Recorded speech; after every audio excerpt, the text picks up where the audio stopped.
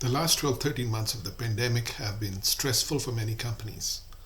Growth has slowed down, there's mismatch between supply and demand, and in many cases, traditional companies are disrupted by digital first environments.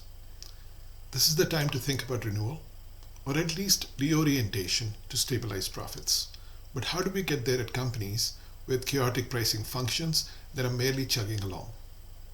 Renewal calls for continuous price improvement that enables stronger teamwork and efficient use of existing data, skills, and technology while eliminating revenue leaks. Companies, especially those adopting greater sophistication for competitive advantage, need to secure their fundamentals and let their first principles guide the answer to the question, how do we create differentiated value for customers?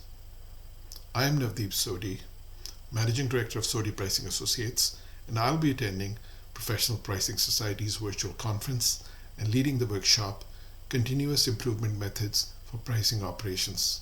I hope you'll join me.